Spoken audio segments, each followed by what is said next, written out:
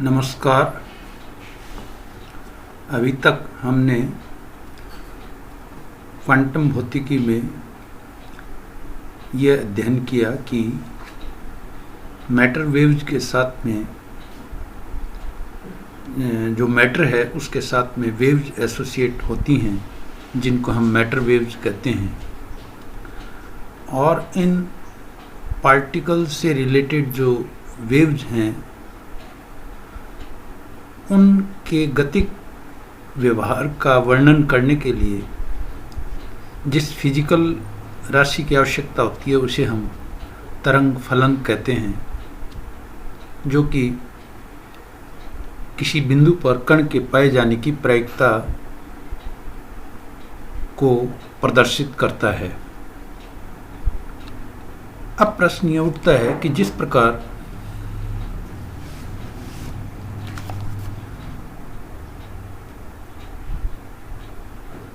तरल के प्रवाह को हम निरंतरता समीकरण इक्वेशन ऑफ कंटिन्यूटी से व्यक्त कर सकते हैं, जिसमें कि जो तरल है जिसका कि प्रवाह है वो उसके घनत्व और धारा घनत्व के प्रवाह के संरक्षण से होता है। उसी प्रकार इलेक्ट्रोडायनेमिक्स में भी आपने अध्ययन किया है कि आवेश और आवेश के प्रवाह, जिसको कि हम धारा कहते हैं, के संरक्षण के लिए इक्वेशन ऑफ कंटिन्यूटी या निरंतरता समीकरण होती है। इसी आधार पर यह प्रश्न उठता है कि क्या क्वांटम पार्टिकल के लिए भी क्या कोई इक्वेशन ऑफ कंटिन्यूटी हो सकती है। और आज की इस ऑनलाइन क्लास में हम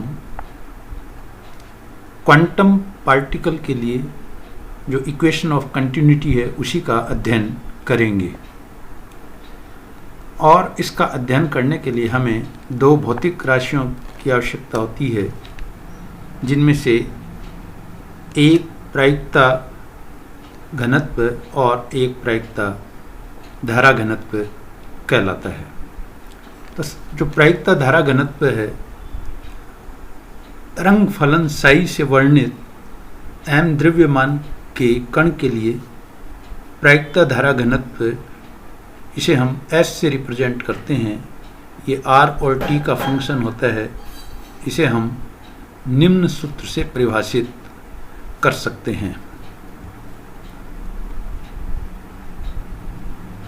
SRT equals to minus IH cross upon twice m psi star del psi minus psi del psi star.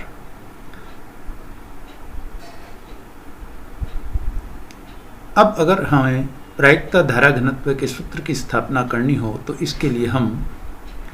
जो क्वांटम पार्टिकल है उसके लिए टाइम डिपेंडेंट जो श्रोडिंगर इक्वेशन है उसको काम में लेते हैं। तो स्थितिज ऊर्जा, अगर पार्टिकल किसी स्थितिज ऊर्जा क्षेत्र V में गतिशील हो तो ऐसे कण के लिए जो समय आश्रित श्रोडिंगर समीकरण है उसको हम लिखते हैं IH cross del psi by del T equals to minus H square by twice m Laplacian psi plus V psi. यहाँ साई स्टार साई का कॉम्प्लेक्स कॉन्जुगेट है, सम्मिश्र संयुग्मी है। ये जो टाइम डिपेंडेंट श्रोडिंगर इक्वेशन है इसकी जो सम्मिश्र संयुग्मी जो रूप है वो होगा minus IH cross del psi star by del T equals to minus H square upon twice m Laplacian psi star plus V psi star. और ऐसा करने के लिए हमें आयोटा को माइनस आयोटा से और साई को साई स्टार से प्रतिस्थापित करना होगा। अगर हम समीकरण 1 को साई स्टार से और समीकरण 2 को साई से गुणा कर दें तो हमें ये निम्न दो समीकरण प्राप्त होती हैं। साई स्टार से समीकरण 1 को गुणा करने पर हमें प्राप्त होता है IH cross psi star del psi by del T equals to minus H square by twice M psi star Laplacian psi plus V psi star psi, और इक्वेशन 2 को साई स्टार से मल्टीप्लाई करने पर हमें प्राप्त होता है minus I H cross psi del psi star by del T equals to minus H square by twice M psi Laplacian psi star plus V psi psi star. और चूंकि psi star psi equals to psi psi star होता है, इसलिए अगर हम equation 4 को समीकरण 3 में से घटा दें तो हमें प्राप्त होगा I H cross psi star del psi by del T, और ये माइनस माइनस प्लस हो जाएगा psi del psi star by del T equals to minus H square by twice M, ये कॉमन आएगा, ब्रैकेट में आएगा psi star Laplacian psi minus psi Laplacian psi star, और V psi star psi और V psi psi star ये एक दूसरे को कैंसिल कर देंगे। और ये जो इक्वेशन है इसको हम लिख सकते हैं i H cross del by del T psi star psi, क्योंकि i H cross psi star del psi by del T plus psi del psi star by del t को हम लिख सकते हैं del by del T psi star psi, इसलिए ये equation बन गई i H cross del by del T psi star psi equals to minus H square by twice M psi star Laplacian psi minus psi Laplacian psi star. और इस equation में ये जो right hand side में term है इसमें हम delta को कॉमन ले लें तो उस स्थिति में ये जो इक्वेशन है वो इस प्रकार लिखी जा सकती है minus H square by twice M del dot psi star del psi minus psi del psi star. और अब अगर इस इक्वेशन में आई एच क्रॉस का भाग दे दें तो हमें प्राप्त होगा del by del T psi star psi equals to minus delta dot H cross by twice I M psi star del psi minus psi del psi star. और अब ये जो इक्वेशन है इसमें अगर हम साई स्टार साई को P से रिप्रेजेंट करें और अगर हम h cross upon twice m i psi star del psi minus psi del psi star को S से रिप्रेजेंट करें तो ये इक्वेशन बन जाती है del P upon del T plus divergence S equals to 0। और ये जो इक्वेशन है ये क्वांटम जो पार्टिकल है, क्वांटम भौतिक जो कण है, उसके लिए इक्वेशन ऑफ कंटिन्यूटी या सातत्यता समीकरण कहलाती है। और इसमें एस क्रॉस इक्वल्स टू ये आया है h cross upon twice m i psi star del psi minus psi del psi star, जिसको कि हम प्रायिकता धारा घनत्व या प्रोबेबिलिटी करंट डेंसिटी कहते हैं। ये जो प्रोबेबिलिटी करंट डेंसिटी है इसका जो सूत्र आया है वो है एक्सप्रेशन आया है वो है h cross upon twice m i psi star del psi minus psi del psi star. इसको हम आई आयोटा को अगर हम अंश में ऊपर ले जाएं तो इसको minus I H cross upon twice M psi star del psi minus psi del psi star भी लिख सकते हैं। और अगर इसमें हम माइनस कॉमन ले लें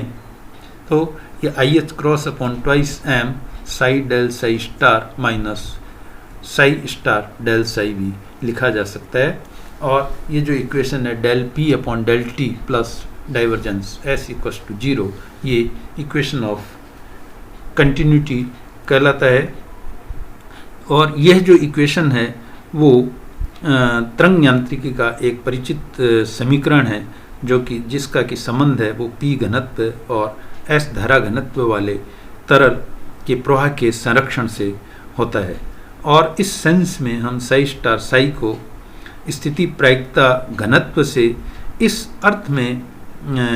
एसोसिएट कर सकते हैं कि psi star psi D cube R कण के किसी आयतन डी क्यूब आर में पाए जाने का माप है। और चूंकि श्रोडिंगर समीकरण जैसा कि पहले आपको मैंने बताया था ये रेखिक होती है, इसलिए साई का कोई गुणज भी इसका एक हल होगा और इस नियतांक को इस प्रकार चुना जाता है कि जो साई है वो नॉर्मलाइज हो जाए, अर्थात पूरे स्पेस में कण के पाए जाने की जो प्रायिकता है वो 1 हो जाए, अर्थात integration psi R T square D cube R equals to 1 हो जाए।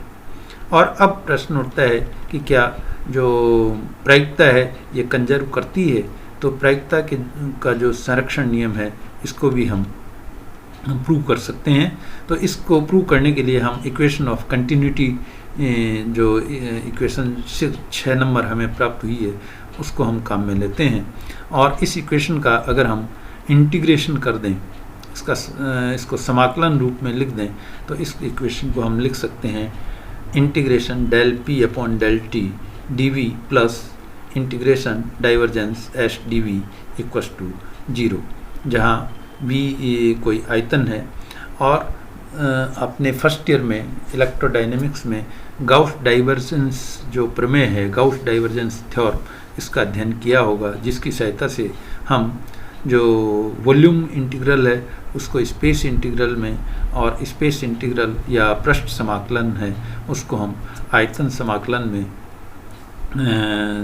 परिवर्तित कर सकते हैं। तो अगर इस गाउस डाइवर्जेंस प्रमेय को काम में लिया जाए तो हम जो वॉल्यूम इंटीग्रल है, वॉल्यूम इंटीग्रल है उसको हम सरफेस इंटीग्रल में कन्वर्ट कर सकते हैं, और इसलिए हम लिख सकते हैं जो integral S dot divergence S D V है इसको हम लिख सकते हैं S dot N cap D A, जहाँ ए कोई ऐसा पृष्ठ है जो आयतन v को समेटे हुए है, परिबद्ध किए हुए है, तथा एन कैप ये इस पृष्ठ क्षेत्रफल के अविलंब यूनिट वेक्टर है। इसलिए इस इक्वेशन को हम, चूँकि जो लेफ्ट हैंड साइड में integration del P upon del T है, इंटीग्रेशन है ये कोऑर्डिनेट्स जो हैं उनका फंक्शन है, और p है ये t का भी फंक्शन है। इसलिए यहाँ स्पेस और टाइम दोनों, p जो है वो स्पेस और टाइम दोनों का फंक्शन होने के कारण, और चूंकि दोनों सेपरेट क्वांटिटीज हैं, एक दूसरे पर निर्भर नहीं करती, इसलिए दोनों जो डेल अपॉन डेल टी है उसको हम इंटीग्रेशन से बाहर निकाल सकते हैं, और इसको हम लिख सकते हैं del upon del T integration p D V equals to minus surface integral S dot D A. और इस समीकरण में जो बायां पद है वो आयतन v में कण के पाए जाने की